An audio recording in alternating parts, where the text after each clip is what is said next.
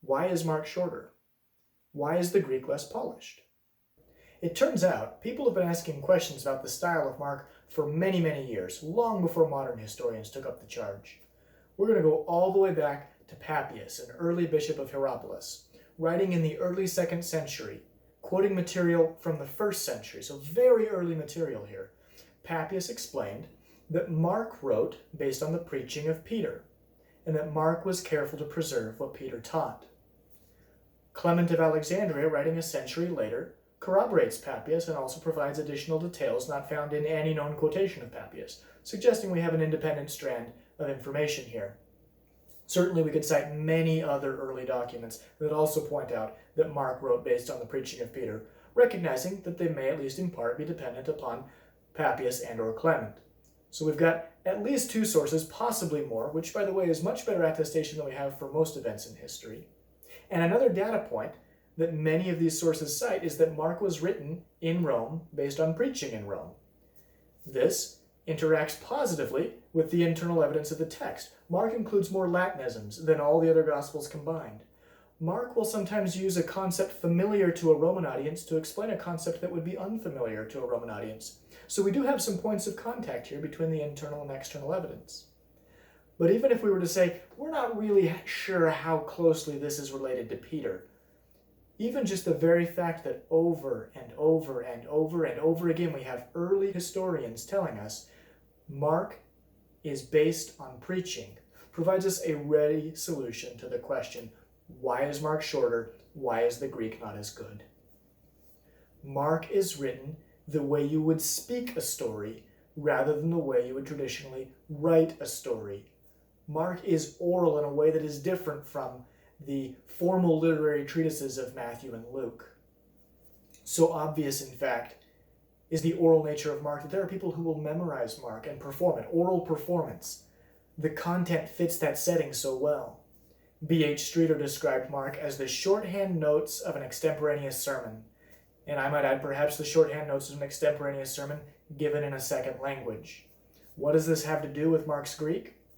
It is well documented that people tend to use better grammar when they write than they do when they speak. Why? Because when you write, you can take long pauses to think about what you want to say next. You can go back and edit. When you speak live, sometimes you say things that come out wrong. Sometimes you say hard sayings. I submit that Mark is trying to preserve the way the material was spoken, even if sometimes it was spoken awkwardly. We'll now look at 2 powerful internal arguments from the text itself that support this hypothesis. Number 1, Mark includes no long sermons by Jesus. Jesus was an itinerant preacher. He would have said a lot. Matthew and John each devote a lot of space to long sermons. Luke less so. Mark, none.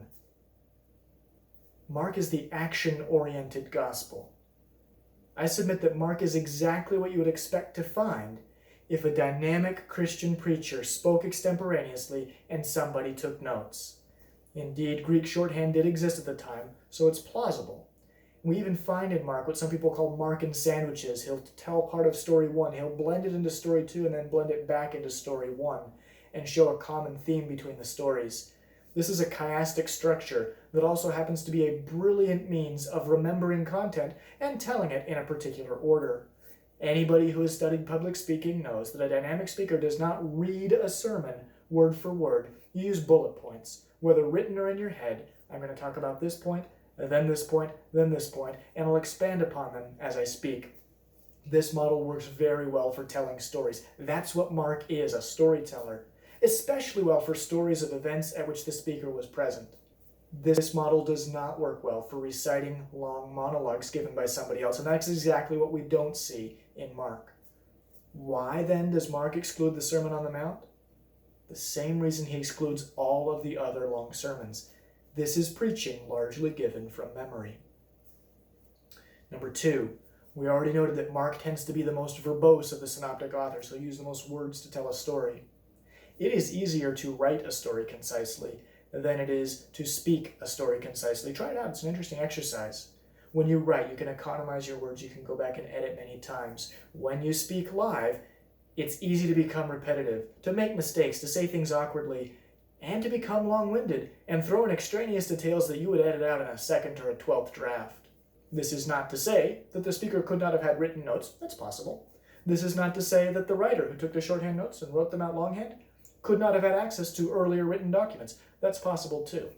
This is to say that the core of Mark is the way the gospel was being spoken.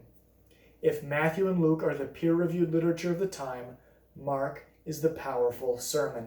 The genius of Mark is the storytelling, not the semantics. There are some in ivory towers who become frustrated that if Mark has this document as a source, he's not behaving the way he's supposed to, and sometimes using this word and sometimes not. I submit that early Christian preachers did not live in ivory towers, nor did their scribes. In the real world, people can tell the same story many times and not use exactly the same words each time. What we see then is that this hypothesis that Mark is preserving in large degree the way material was being spoken is consistent with the external evidence. It is amply supported by the internal evidence, and it can explain the length and poorer Greek of Mark with no appeal to a priori assumptions about the order in which the Gospels were written.